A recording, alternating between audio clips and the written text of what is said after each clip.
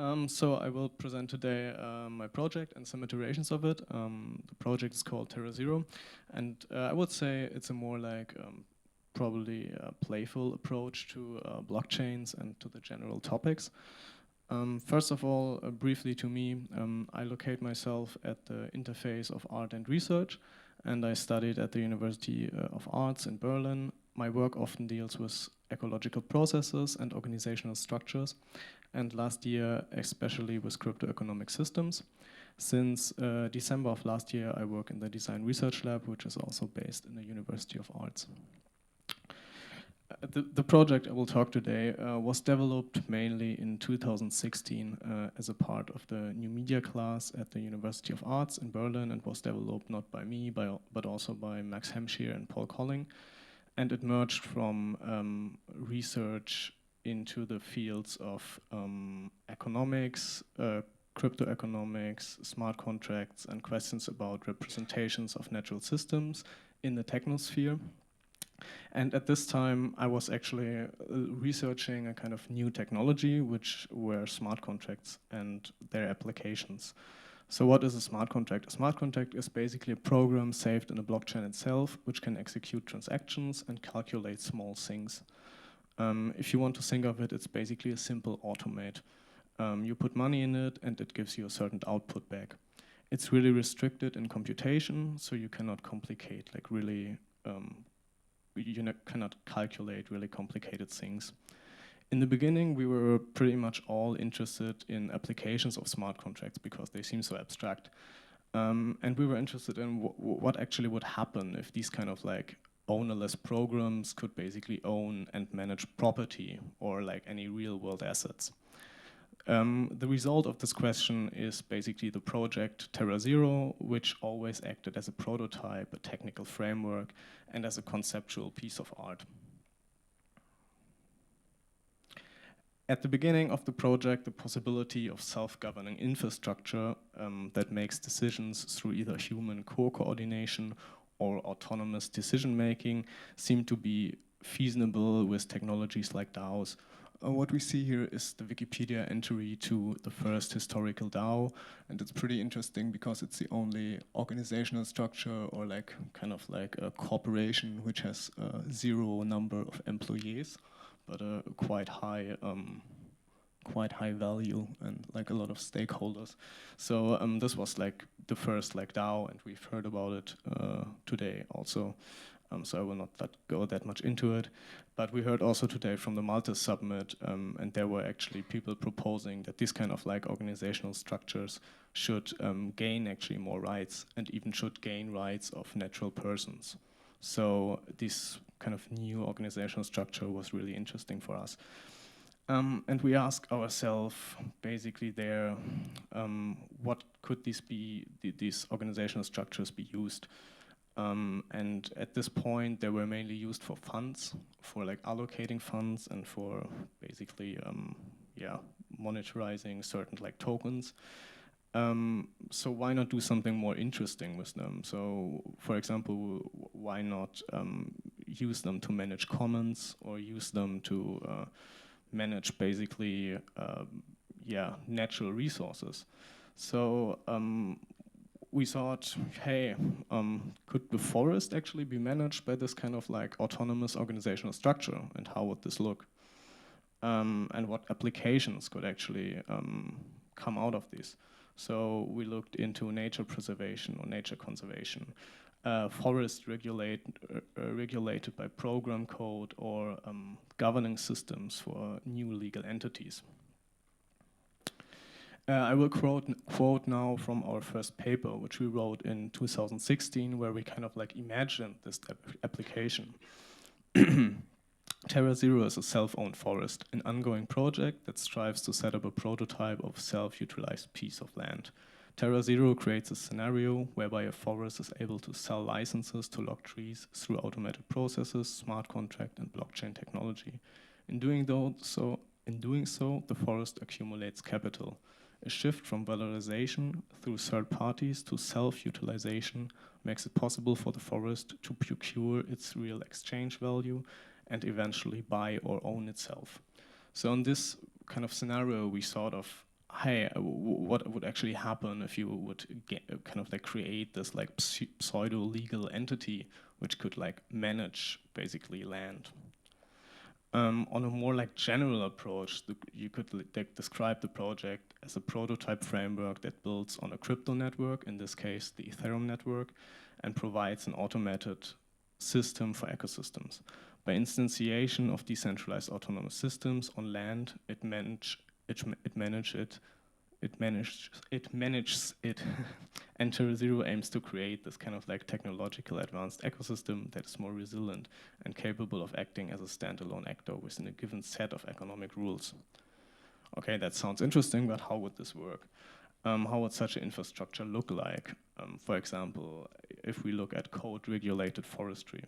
And one of the early concepts can be described in this like kind of simple feedback loop where you have basically a sensor which measures like certain data from the environment, feeds this into an oracle. An oracle at this point is nothing else than like a program which can connect the blockchain to like traditional IT systems, you could say. And the oracle processes the data, and the smart contract basically sell licenses based on this data. And these new licenses could be bought. So this whole kind of circle closes when the buyers redeem its license, let's say for a tree. So through a strictly predetermined and encoded control system, the use of resources can be regulated. This is kind of a demo video. I will probably, does this start? No, it doesn't. Does it start now? Yes, okay, this is like beautiful stock footage. And we will like skip a little bit to it. So how would this look in reality? You would probably have like satellite images of a forest and do some kind of like visual recognition with the sensor data. You could read like what kind of trees are in there, how this forest is like populated, and then you could like build like models based on it and calculate on these models basically what kind of like trees you could like cut down for nature preservation, basically what trees shouldn't be cut down. And you could regulate basically the whole system in a sense. I mean, that's kind of a prototype, and that's kind of like really a broad concept video. But actually, at this point, it was it kind of like sparked also interest from people who actually, I mean, I come more from like a background of like, I'm more like an artist or designer, but like people really got interested in this idea, and now there's like a research funded, there's a research funded by the German government who actually looks into like possible applications of like blockchain technology for this kind of like natural entities. We also had a test site basically, really near Berlin, where we had like a short amount of time, and basically for half a year we had kind of like a structure running there. We used like satellite images to kind of like identify certain trees and mint certain tokens, but the whole thing didn't work out in the end because the piece of land was way too small, and like satellite images are way too like expensive, so it was not economical feasible in any sense. But this was just like an interesting kind of approach, which really did a lot of weird things. So we also built a second iteration of the concept, and this is called like flower tokens. And flower tokens can be basically seen as a kind of approach which plays with the idea of tokens and how tokens are basically minted, or what they mean. It's an installation built in Trust, which is a co-working space in Berlin, and the system has basically 100 plants in it and is around 4 by 5 meter big, with a semi-automated watering system and an automated camera system. In contrast to the first TerraZero forest prototype, this really focuses on one aspect, which is also probably the most controversial, the tokenization of a real-world asset, right? How do you bind a token to a real-world asset? What is actually a token? A crypto token, represents a particular fungible or non-fungible or tradable asset, and is often found as a utility in blockchains in various projects. This project itself can be seen as more a playful attempt to find out what are tokens, what can they represent, what can they not represent, and how do they work in centralized and also like decentralized systems. You will find out that this is like pretty centralized system. So Flower Token is an experimental project centered around the tokenization and the verification of natural commodities and the first attempt to create a combined crypto collectible physical asset. You see here the web interface. Users are able to buy, trade, and speculate on this tokenized basically plants, which are dahlia plants for people who are into flowers. And they can do this via this online marketplace. So you had this website where people could basically buy these tokens, which represented always a flower. The state of the individual token is automatically updated according to the different phases of their corresponding plant growth. So that means the plant growth itself kind of were influencing the token. The setup was basically monitored like 24/7 by a camera setup, which provided images for the website as well as data for the computer vision program, which updated the token state. So basically, you had like 100 tokens, which were individual binded to like 100 plants, and people actually, liked this. The system ran for like 3 months. The highest flower was sold, so all flowers were sold. So people really bought these things. The highest one were like traded for like 1 ETH, which was at this time like 450 euros. Is the video actually running? Yeah, you can see some like time-lapse thing of the whole project. User could actually burn their token, which means they could come to the place, say, I want my plant, and then their token was burned in a totally not decentralized way. And actually people did this. So there were people coming to the place. People who got like really kind of like emotional with the plants. So they were really sad when they died.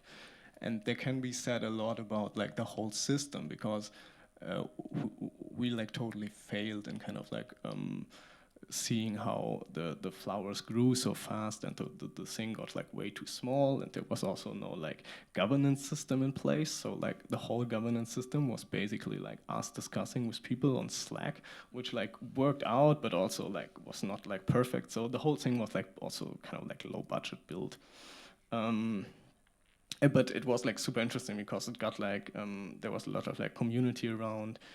We got like a lot of experience. So here you see actually someone who like redeemed its flower from the thing, and you see how the flowers looked at the beginning and how we like grew them and all this stuff.